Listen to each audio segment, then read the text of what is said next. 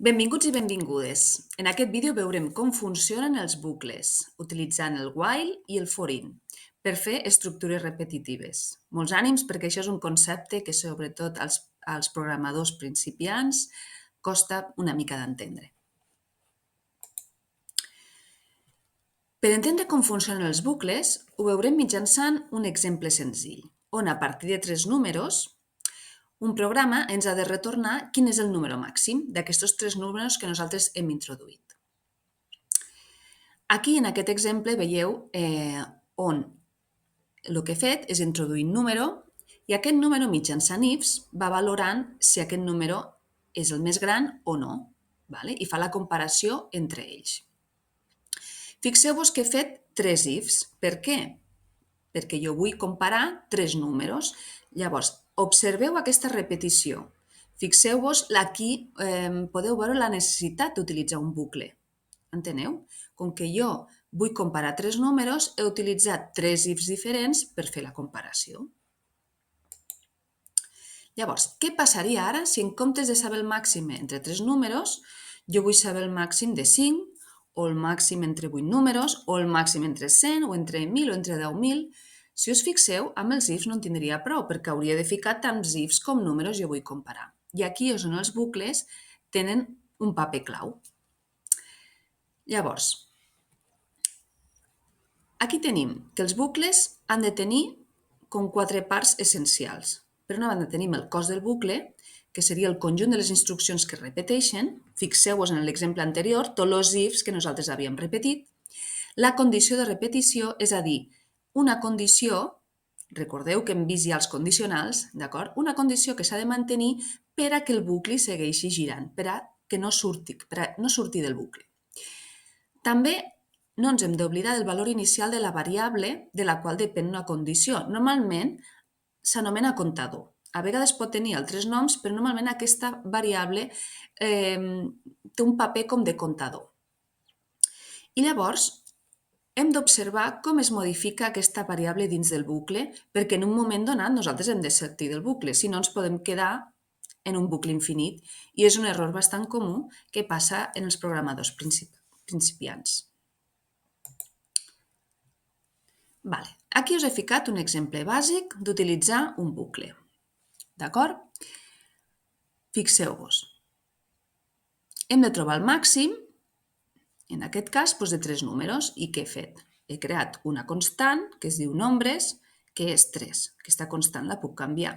Una altra variable que es diu màxim, en el qual guardaré el valor del número màxim.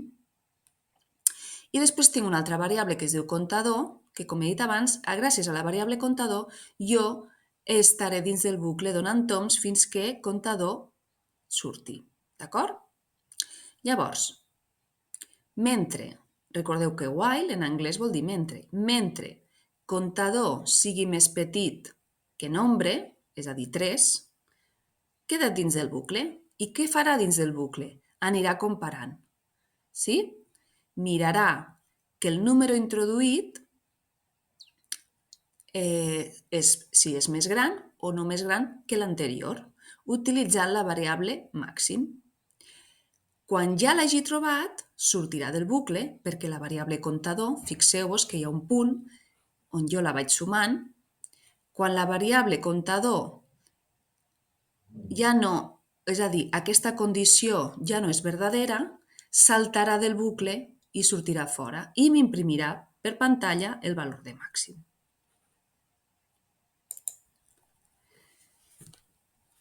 A continuació aprofundirem una mica més en l'ús de bucles, però en programes una mica més complexos.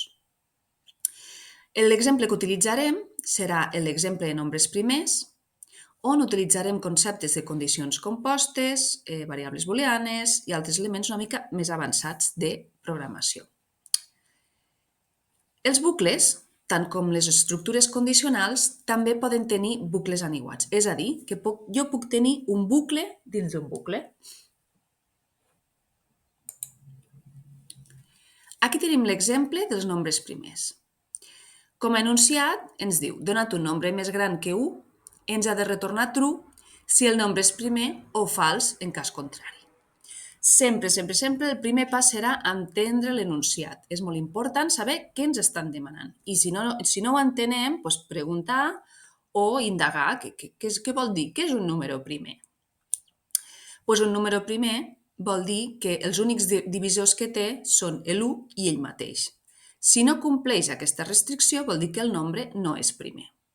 I com ho farem això dins del nostre programa? Utilitzarem l'operació del tant per cent, que és el mòdul. El mòdul ens retorna el residu de la divisió entera entre dos números. Si la divisió entera entre dos números és 0, vol dir que aquell nombre és divisor. Si no ho és, vol dir que aquell número no és divisor. Llavors, aquest concepte, és a dir, aquest operador del mòdul, per a aquest programa en concret, serà clau que nosaltres sapiguem com fer-lo anar. Anem a veure. Per exemple, si jo poso 5 mòdul 2, no? Imagineu-vos, jo estic dividint 5 dividit entre 2, el residu és 0? No. Ho enteneu? Per tant, el 2 no és divisor de 5. I 5 dividit 3, el residu és 0? Tampoc. Per tant, el 3 no és divisor de 5. Ara per 4. 4 és divisor de 5? No, perquè 5 dividit 4, el residu no és 0. Per tant, com que jo ja he comptat a partir de l'1, l'1 no el compto perquè tots recordem que els números primers són divisibles per ells mateixos i per 1. Llavors jo sempre comptaré a partir del 2 fins un número menys que el número que jo estic valorant com a primer. Per tant, el 5 jo puc veure que sí que és un número primer. Anem a veure què passa amb el 15. Si jo faig 15 dividit 2, quin és el residu?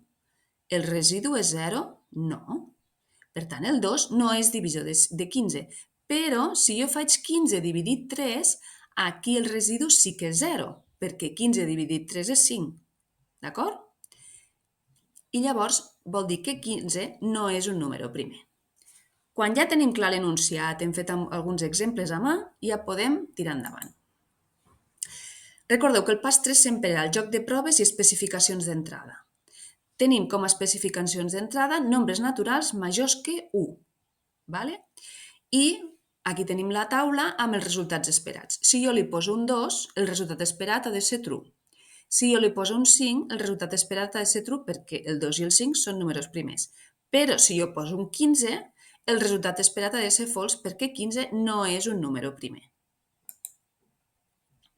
Aquí teniu un exemple de com seria la codificació del programa de donats uns números, saber si és primer o no és primer. Com sempre, comencem per definint les variables que nosaltres utilitzarem, tant el número que introduirem, agafa una variable que sigui dip igual a 2, d'acord? I després una altra variable booleana. I començo el bucle, en el qual en el bucle valoraré tots aquells números, per exemple, si jo introdueixo un 5, valoraré el 2, el 3 i el 4, dividint entre 5, calculant el mòdul en aquest cas, veieu el tant per cent, calcula el mòdul i valora si el residu és 0 o no és 0. I segons si em dona 0 o no és 0, jo al final puc saber si el número que jo he introduït pel teclat és un número primer o no és un número primer. Més bucles. Tenim els bucles for in. Per a què es fan servir l'estructura for in? Nosaltres hem vist el while fins ara, però hi ha un altre tipus de bucles que es diuen el for in. El bucle for in es fa servir sobretot per a repeticions si sabem la quantitat de vegades que volem executar aquell cicle o si coneixem els elements concrets sobre els quals volem fer les accions repetitives. D'acord? Per exemple, aquí teniu un programa el qual simula un compte enrere. Jo tinc claríssim que vull comptar del 3 fins al 0 i fer un compte enrere. Com que ho tinc clar, utilitzo una variable i, la qual passarà pels diferents valors del 3 fins al 0 i quan arribi al final sortirà del bucle. Doncs moltes gràcies. Fins aquí teniu el vídeo sobre bucles. Llavors, per entendre bé els bucles s'ha de practicar molt. En el següent vídeo us explicaré com utilitzar les estructures range. Moltes gràcies.